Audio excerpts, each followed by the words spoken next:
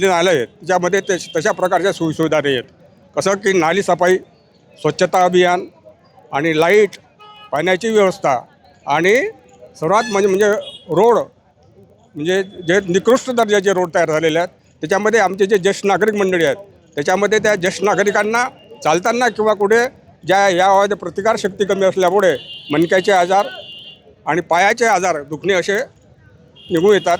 त्यामुळे माझं म्हणणं आहे की ज्येष्ठ नागरिक जेवढे आहेत याच्यामध्ये ज्येष्ठ नागरिकांचा सन्मान, सुरक्षा आणि आरोग्य हे 3 महत्त्वाचे त्यांचे घटक आहेत ते त्यांना मिळाल्या पाहिजेत. त्या प्रमाणात त्या ज्येष्ठ मंडळीला मिळत नाही.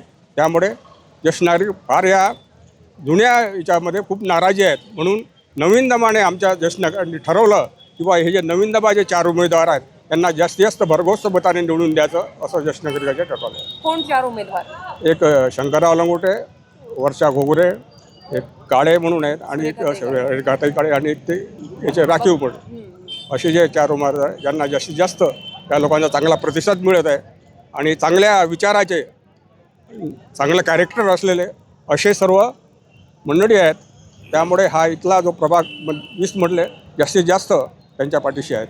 आणि तुम्ही जसं म्हटलं ज्येष्ठ नागरिक सोबतच लहान मुलांचा सुद्धा प्रश्न आहे. म्हणजे इथे ज्येष्ठ नागरिकांना, लहान मुलांना एक ओपन स्पेस जो असतो, ओपन पेस आहे तो आता आमच्या इथे जो मोठा ओपन पेस 100 बाय 150 आम्ही त्यांच्यामध्ये किती दिवसा जेव्हा तिथे म्हणजे नाना पार्क व्हायला पाहिजे की त्याच्यामध्ये मुलांकरता खेळण्याकरता घसरगुंडी हे असे प्रकार होते. आणि जे ज्येष्ठ मंडळी आहेत या वयामध्ये पॅरालिसिस होणे, पायाचे दुखणे होणे, कमरेचा दुखणे होणे त्याच्यामध्ये ते म्हणजे फिरू शकत नाहीत. त्याचे वॉकिंग ट्रॅक करणे आणि त्याच्याकडे जिमची व्यवस्था करून देणे हे आमचं जवळपास महानगरपालिकेला 4 ते 5 वर्षापूर्वी पत्र दिलेलं आहे मी माझ्या सहीनं, पण तरी अजून कोणी त्याची दखल घेतलेली नाही.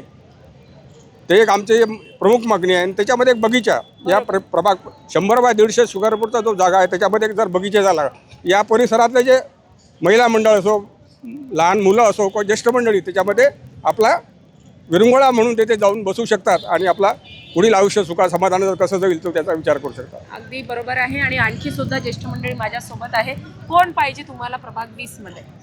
आम्ही प्रभाग 20 मध्ये जे आज 4 उमेदवाराचे आम्ही जे ठरवलेले आहेत